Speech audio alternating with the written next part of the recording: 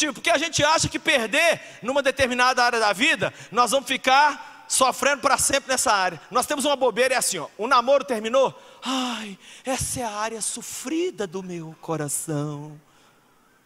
Fui demitido, ai, estou indo para um novo emprego, deverei ser demitido injustamente novamente. Para de drama, gente. Ou então faz novela mexicana do SBT, né? Tem muita gente dramática. A pessoa viveu uma coisa ruim, uma, duas vezes na mesma área da vida, ela vem e coloca um título nela mesma, vítima de um não sei o que lá. Calma, calma. Direto eu passo vergonha, porque eu tenho meus problemas sérios que eu vivo, mas aí Deus permite eu encontrar pessoas que estão vivendo 4 vezes o que eu estou vivendo.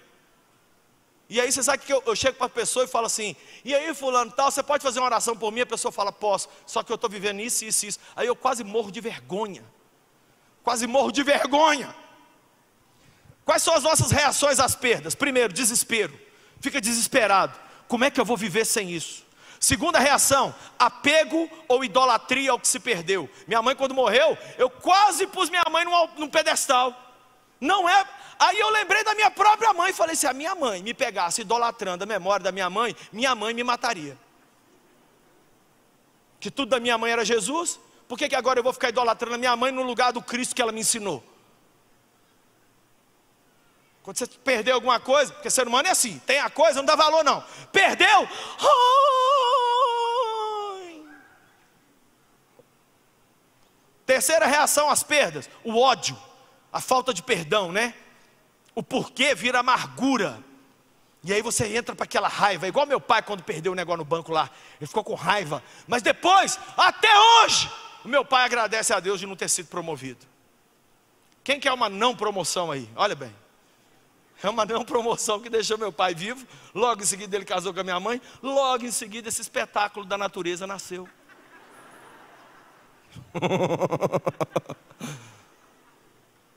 É? Gente que não está acostumada comigo fica assim. Eu estou educado hoje porque o pastor Márcio está me assistindo. Eu estou de terno. Você precisava de me ver aqui no culto ontem. Eu só não joguei copo e água na cabeça dos meninos. O que mais aqui? Por que a reação às perdas? Não se importa. Aí começa a não se importar. Eu perdi, não estou nem aí não. Mas está sim. A pessoa começa numa negação daquilo que a faz falta. O que a gente tem que fazer com as perdas, gente?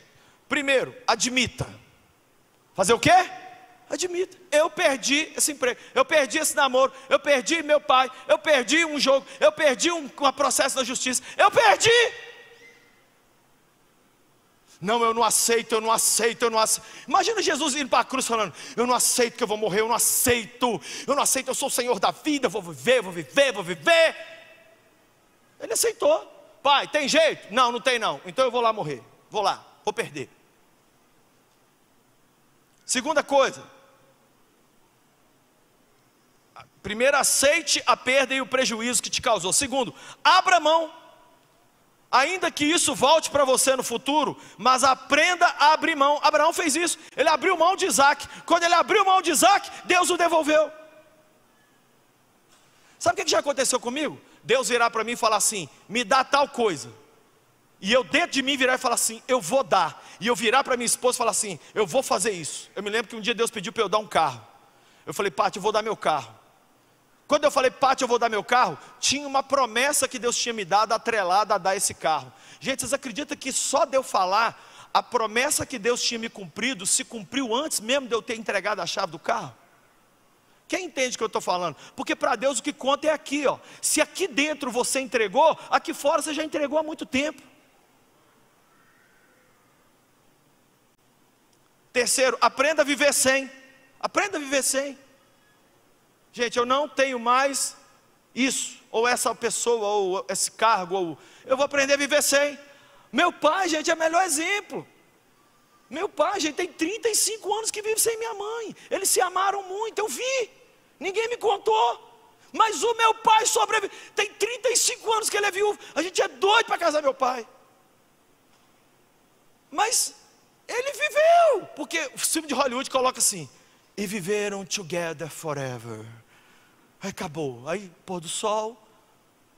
Não, aqui, deixa eu te falar. Eu sei que é pouco romântico que eu vou falar aqui. Você vive sem um mozão de sua vida. Vou falar outra coisa, você vive sem saúde. Eu conheço cristãos que estão lutando com doenças graves há 30, 40 anos. Vou falar uma outra frase terrível aqui. Você vive com depressão. Eu conheço um homem que eu li sobre ele, pastor, 28 anos com depressão. A gente vive com um monte de coisa, gente. A gente só não vive sem Jesus. Eu conheço um homem chamado Smith Wigglesworth. Ele curava, ele orava, perna crescia nas pessoas. O tanto de cego que via.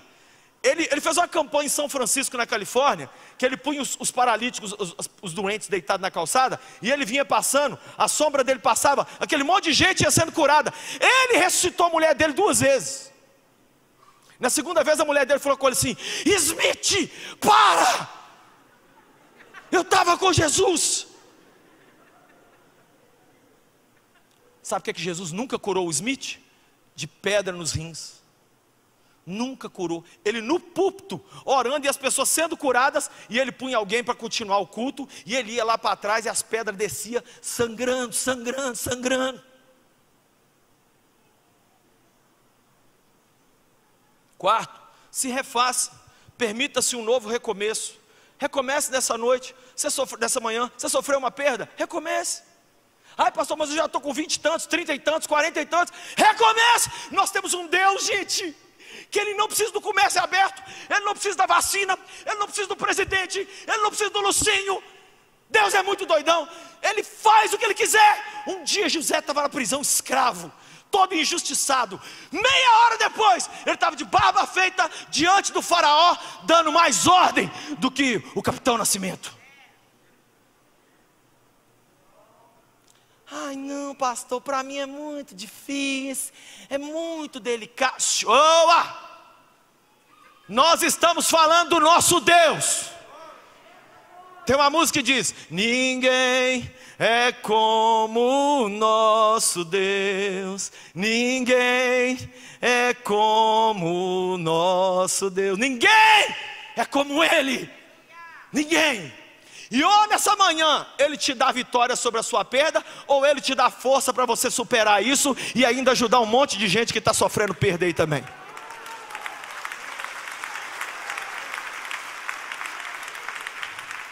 Então algumas verdades. No reino dos homens quem ganha, ganha, mas no reino de Deus quem sabe perder é que ganha. Quer ver alguns personagens bíblicos que perderam, mas ganharam? Abraão, Jó e José. Abraão, Jó e José perderam, mas no final ganharam. E olha aqui 3 personagens bíblicos que ganharam, mas no final perderam: Saul, Absalão e Sansão. Os 3 ganharam, mas no final aquele ganho foi a perda deles. Segunda verdade: se dermos uma importância exagerada ao ganho, poderemos perdê-lo. E se dermos uma importância exagerada à perda, poderá nos matar. Quando você ganhar alguma coisa, olha para mim aqui. Quando você casar, não vira um idiota não. Ah, eu casei, agora é o meu, tudo é a minha mulher, tudo é o meu homem. Eu tenho falado que as pessoas hoje estão criando ídolos no coração delas, sabe por quê? Porque não tem loucura por Jesus, não é louco, apaixonado por Jesus. Aí quando encontra um time de futebol, uma ideia política ou qualquer coisa, vai lá e entrega todo o amor que deveria ser entregue a Jesus.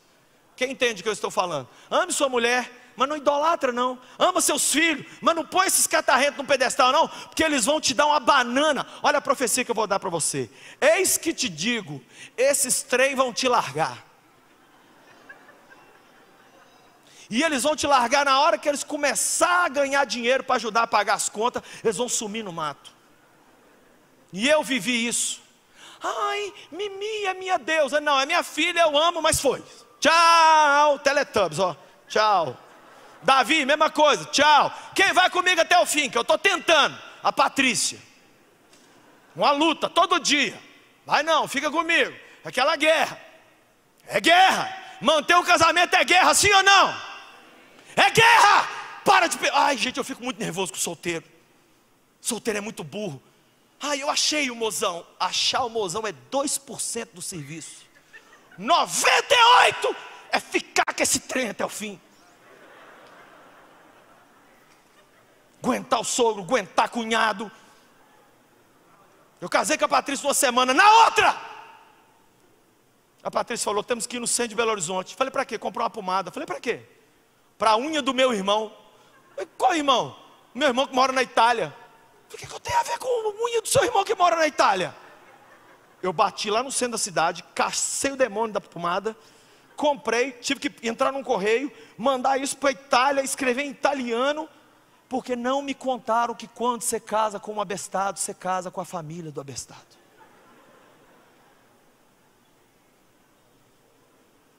Não, eu casei só com a pessoa.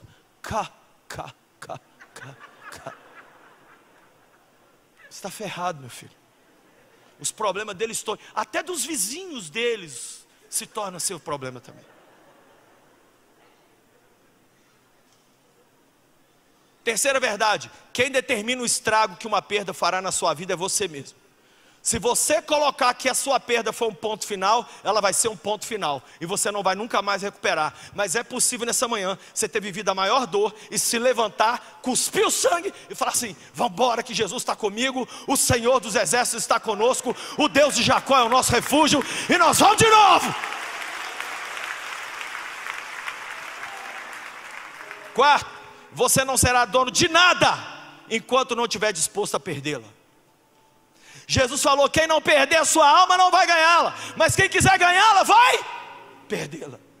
Você só se torna dono quando você perde. Abra mão de tudo, gente.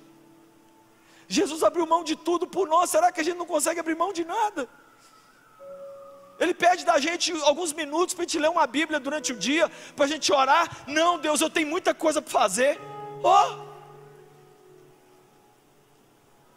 Conclusão, o diabo quer te destruir de duas formas: te fazendo olhar para as perdas de ontem, ou te olhar para o ganho que você ainda não teve no amanhã.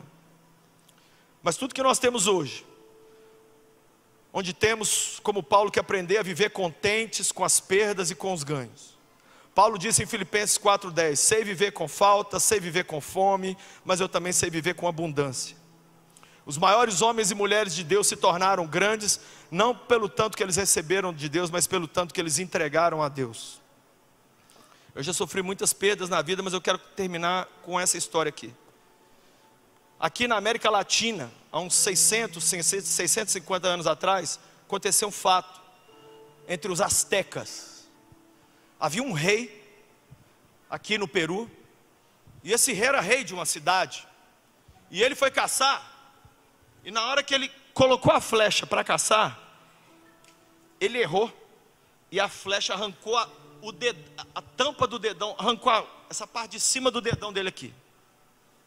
Isso é um fato real. Eu esqueci o nome deles, o nome deles é muito esquisito. E aí o rei ficou com aquilo, ficou muito triste, ficou muito arrasado, porque na cultura deles, eles valorizavam muito o corpo perfeito. Então o corpo malhado, tipo a cultura grega, que colocava aquelas estátuas do pessoal perfeito. Ser perfeito fisicamente era muito importante para essa cultura. Mas um dia, uma tribo de índios entrou em confronto com essa cidade desse rei. Isso aconteceu aqui no Peru. Só que esses índios tinham um pequeno problema: eles eram canibais. Até hoje nós temos canibalismo no mundo, em algumas culturas.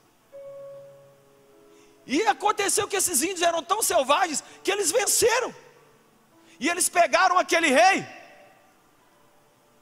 e eles colocaram um caldeirão, e eles falaram, nós vamos te fritar e nós vamos te comer. E ele viu, porque eles já tinham comido outros oficiais dele. Na hora de cozinhar ele, que eles olharam ele e viram que faltava o dedo, eles falavam assim: a nossa cultura não permite comer nada defeituoso. Nós não podemos te comer porque você não tem a ponta do dedo.